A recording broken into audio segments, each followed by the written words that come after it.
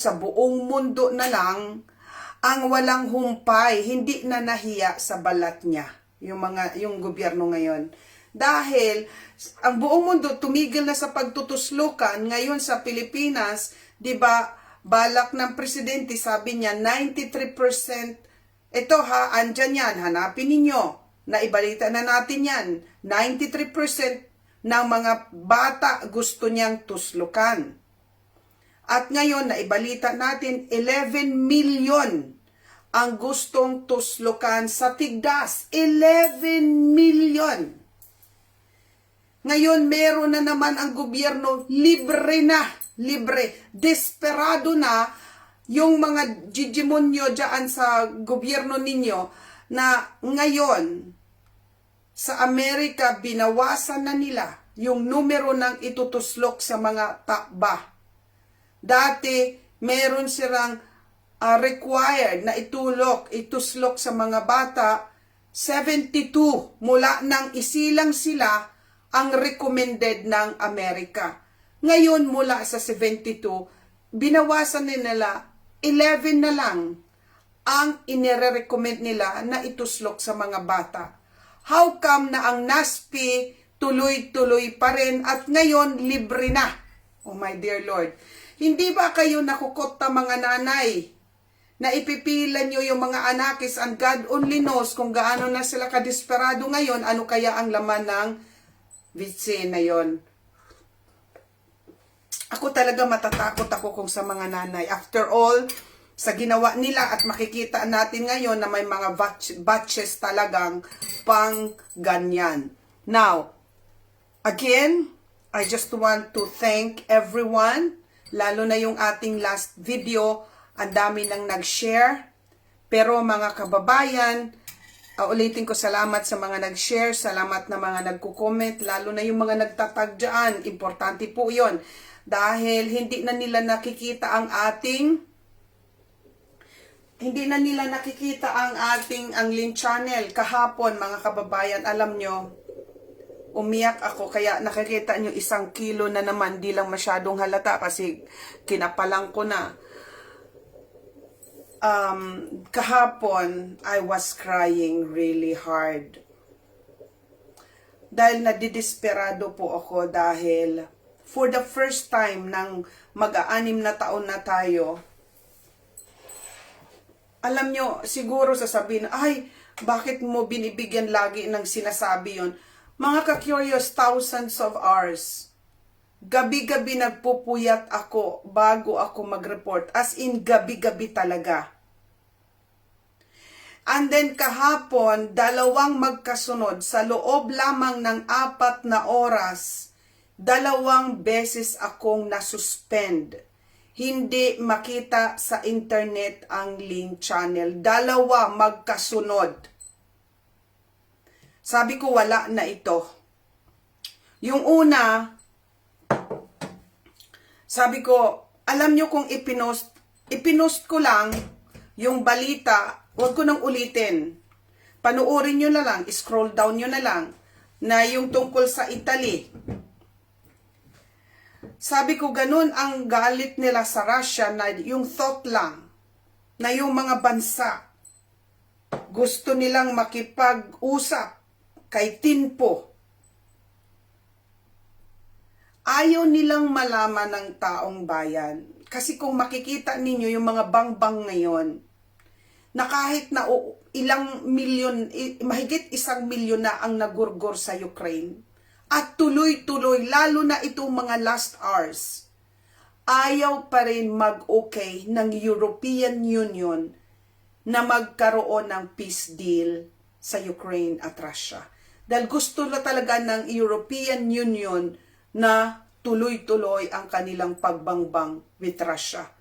At yung idea na i-flaunt, iparinig, na may mga leaders na dito sa Europe na they are starting to use their common sense na makipag-usap sa Russia.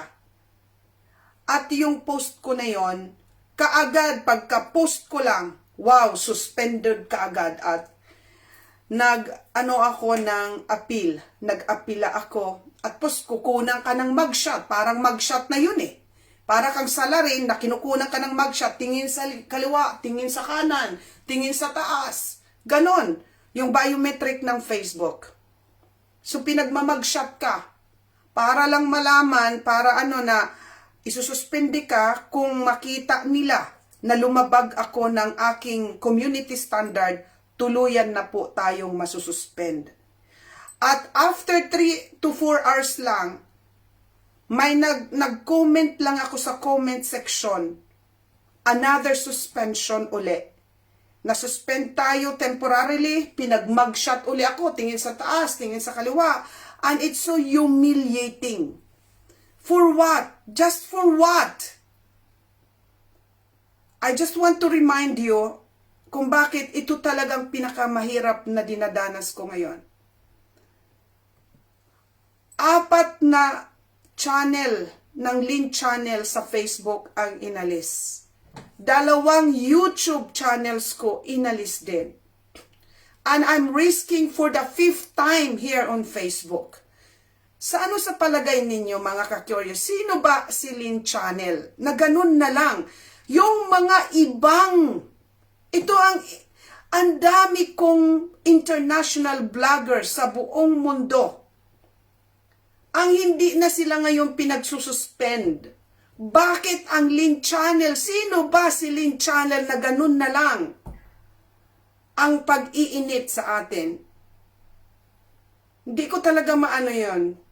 Hindi ko talaga siya matarok. Kasi ngayon, yung mga dating mga sinisensor, nung inamin na ng Facebook, na dinidelete nila ang mga factual informations regarding COVID, inamin ni Zuckerberg. Sa Amerika, yung mga vloggers, hindi na nila tinatanggalan ng accounts. Pero ang Lynn channel, tuloy-tuloy. Kaya yun ang masakit sa akin.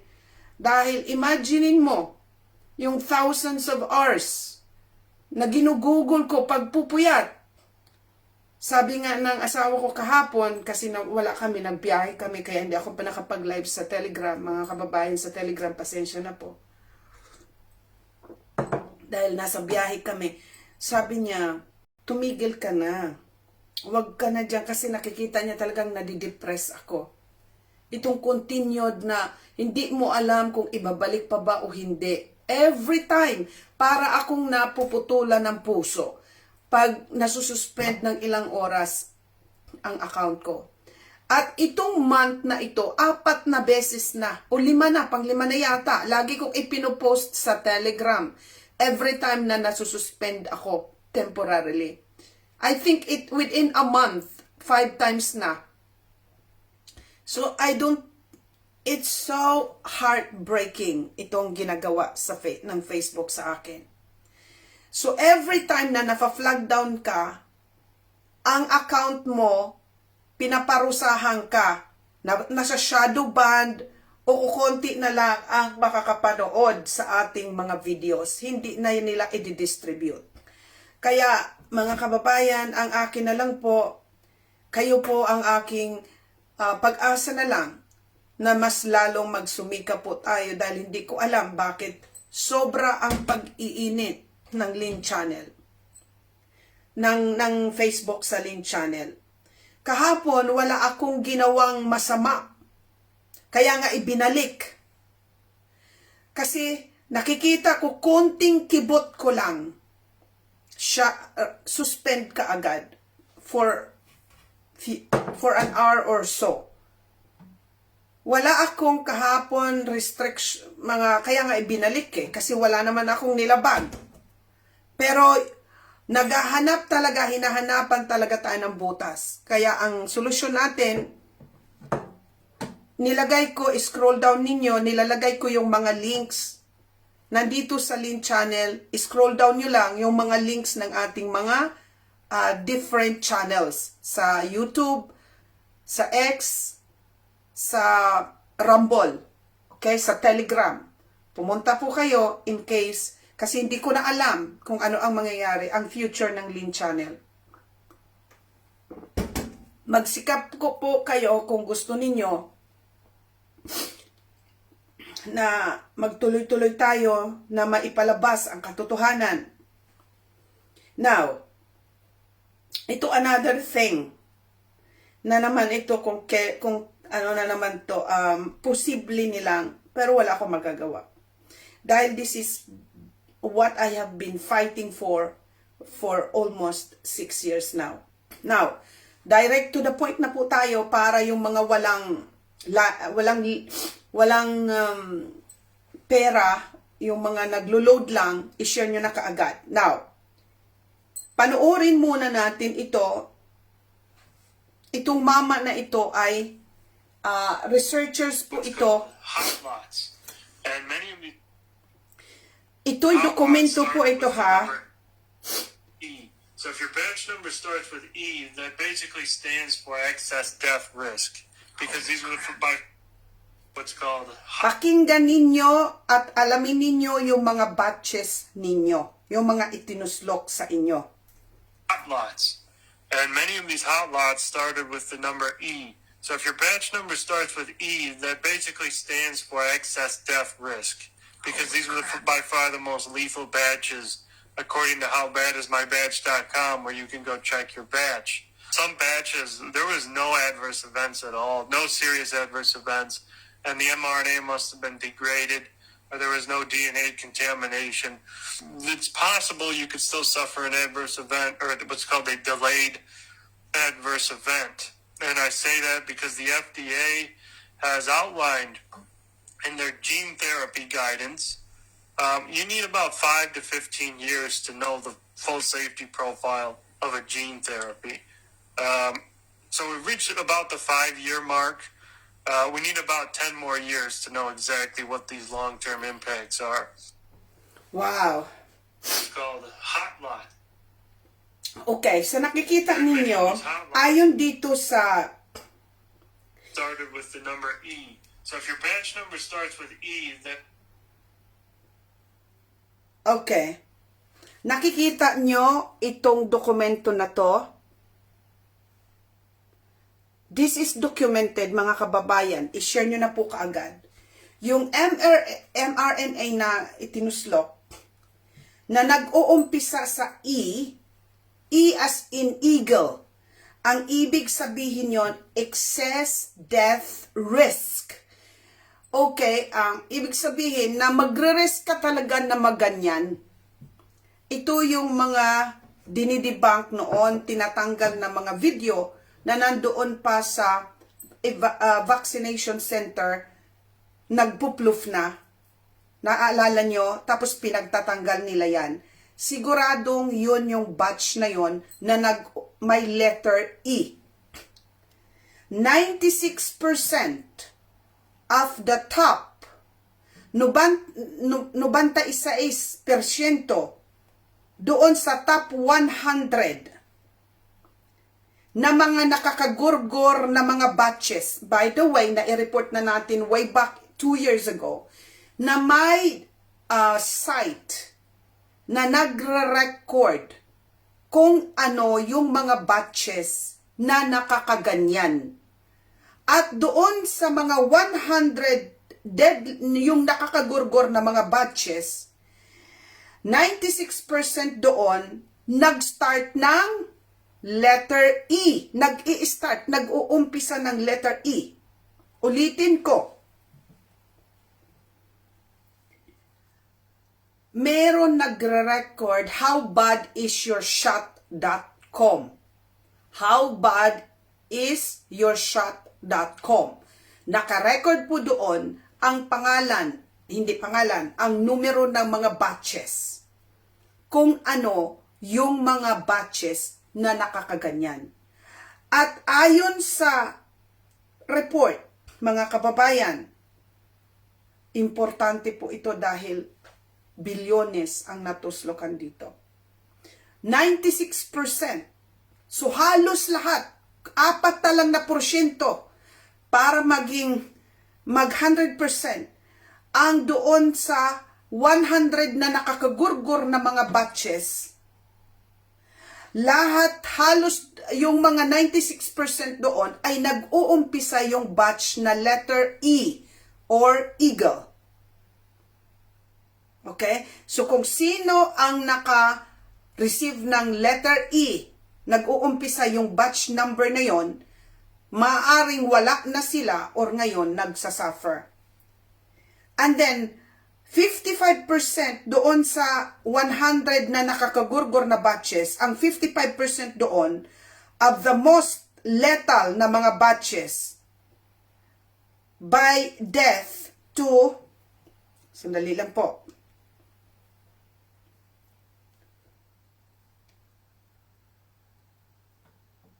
okay, 55% of the most lethal na mga batches by death to AE ratio start with letter E. So maliwanag po talaga mga kababayan na halos lahat, almost 100%, 94 nga eh, doon sa mga 100 na nakakagurgor na batches, nag-uumpisa po sa letter E. Maliwanag po yan. Okay? Hindi na natin patagalin. Now, If your batch number starts with E, that basically ito ang gusto kong i-highlight sa inyo. Bear with me lang, kasi may graph dito, gusto kong basahin po yon. batches, according to how bad Ito. Sandali lang. that's done now, where you can go check the batch. Some batches, I-screenshot ko ito kasi gusto kong, sorry, sandali lang po. batch.com, where you can go check the batch. Some batches, Kailangan kong basahin sa inyo. Ayon ito doon sa site na nagra-record ng mga batches kung ano ba yung mga nakakagurgor. Okay? Sandali lang po. Ito.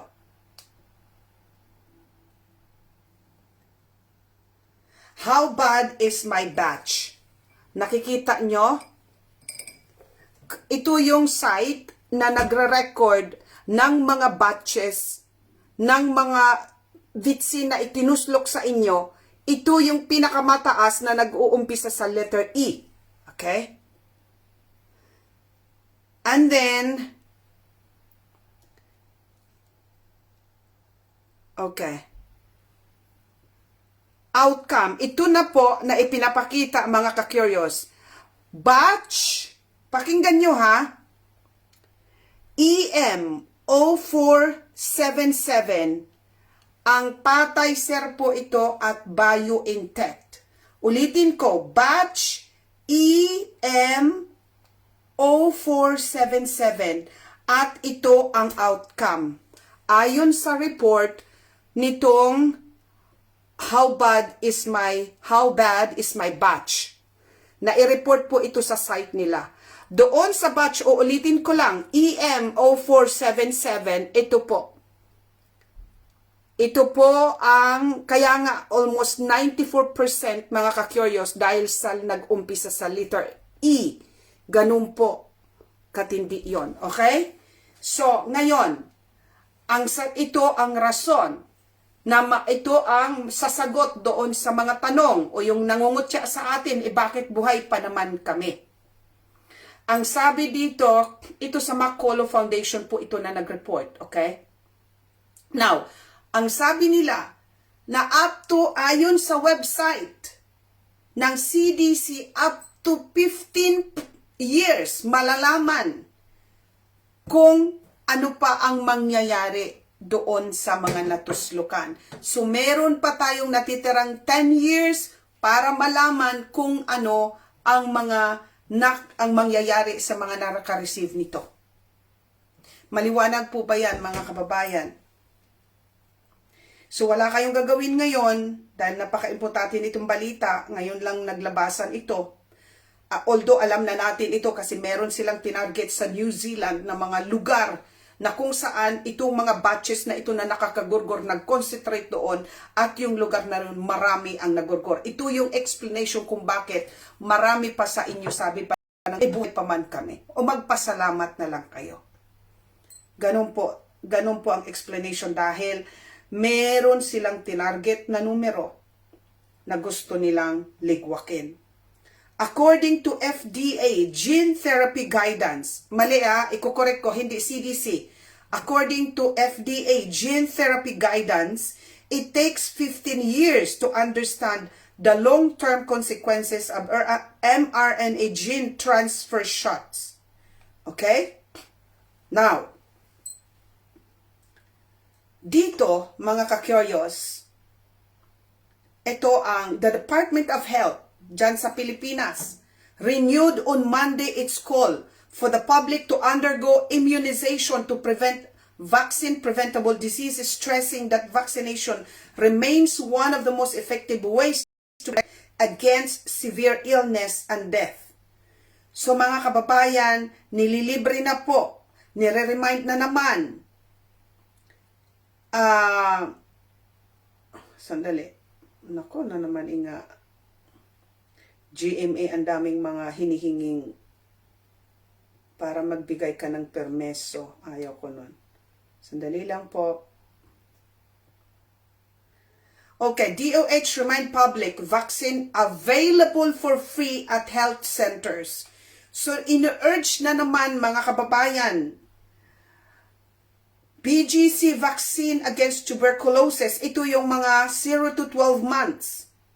Hepatitis B, pentavalent vaccine, oral polio vaccine, inactivated polio vaccine, pneumococcal conjugate vaccine, measles, mumps, and rubella. So target nila, mga kababayan, ang mga pinakamaliit na mga anakis ninyo. From 0 to 12 months. Wow! Ang dami pa dito. Grade 1 and grade 7, measles, rubella, and tetanus, diphtheria vaccine. Grade 4 girls, human papillomavirus vaccine. Pregnant women, tetanus, diphtheria vaccine. Senior citizen, 60 years old and above, influenza vaccine, pneumococcal vaccine. Ang mga bakunang ito ay napatunayan daw na safe, sabi ng DOH. Ngayon, pwede nyo ng kasuhan to Alam nyo, ang daming nangyayaring mga pag-win or nananalo ng mga kaso against dito sa mga push ng tuslok. Merong babae na naman sa Amerika, hindi ko lang nailagay, nanalo ng almost 13 million US dollar dahil dininay ng batas ang kanyang karapatan dahil sa kanyang relihiyon na ayaw niyang magpatuslok. Pero pinilit siya, nanalo siya ng almost 13 million. Bakit? Yun yung sinasabi ko sa inyo na yung mga protocol, mga requirements, mga regulamento na they put in place nung panahon ng COVID, hindi po yan mas mataas sa mga Republic Act or mga batas. Gawa-gawa lang nila yon. Kaya pagdating sa korte, nakikita nyo na pag china-challenge talaga, tingnan mo, hundreds of thousands na mga nawala ng trabaho, tinanggal sa mga sundalo sa Amerika, binalik po sila sa kanilang trabaho at ibinigay sa kanila ang kanilang mga salaries na hindi na ibigay sa kanila. Ibinilik sila sa trabaho at yung iba na promote pa at yung iba halos lahat na hindi binigyan ng salary, ibinalik ang kanilang mga salaries. Ganun po. Kasi naggawa-gawa lang sila, tayo naman lahat hindi tayo nagtanong. Basta sunod-sunuran lang tayo. So sana maging leksyon po ito. At ngayon, binibigay na naman ng libre pa lahat ng mga binanggit kong bakuna sa mga 0 to 12 months old. Imaginein mo, 0, kapapanganak pa lang, tutuslo ka na yung mga anakis ninyo. Na ngayon nga ulitin ko, inalis na ang marami sa mga required na yun natuslok sa mga bata sa Amerika. Yung 72 na nire-require nila, 11 na lang po. Paulit-ulit ko yan i-remind sa inyo na tinatanggal na po ang mga vaccine kasi kayo dyan nagpipila pa rin. Pila pa rin. At ngayon, para talaga mahikayat kayo, nililibre na ng gobyerno na bangag ninyo. Para mapilitan ang mga tao. Biro mo sa ginagawa nitong gobyerno, hindi kayo tinatantanan sa lahat ng mga problema. Now, Hindi lang turo, kundi yung lahat na ng ano. Now, ito. Nagpalabas, mga ka-curious, ang China ng white paper, ng report, noong 2025. You can research for that. At sinasabi ng China dahil sa lahat ng mula nung panahon ng pandemic, ibinabato sa kanila na sila ang nagwaga-waga ng VIDCO. Kasi 'di ba? Ang unang alam natin na nag-umpisa doon sa Wuhan, nagtutumbahan ang mga OTA doon. Naalala niyo 'yon? Ngayon, finally, umimik sila, nagpalabas sila ng kanilang report.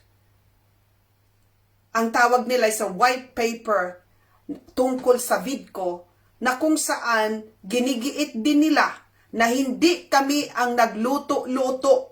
Oo, ginamit siguro yung Wuhan lab nila, pero sinabi ng China na hindi kami ang gumawa noon, kundi ang Amerika. True enough, yun din ang ating nireport how many years ago na sila ang nagwaga-waga nito. At inamin na rin yung kanilang US aid, yung amount or pondo ng Amerika na ibinibigay sa mga bansa. At ito inamin na sa kanilang record na nag-fund sila, nagbibigay sila ng pondo ang Amerika para sa gain of function research. Ibig sabihin, nagpupondo ang Amerika pag waga-waga ng mga V sa laboratorio. Okay? At nag-report na rin, mga kababayan, na i-report natin si Kirillov, yung general na nag-report ang kanyang ebidensya lahat ng pagluto sa laboratorio nitong VIDCO, sabi niya ang Amerika. Ilang araw lang, siguro ilang buwan lang, 3 buwan lang yata mula sa pagkalabas ng report niya, gurgor na si General Kirillov. Naalala yun yun? So ngayon, I just want to let you know, dyan sa mga nagtutuslok pa rin na safe and effective ito, pila pa rin kayo.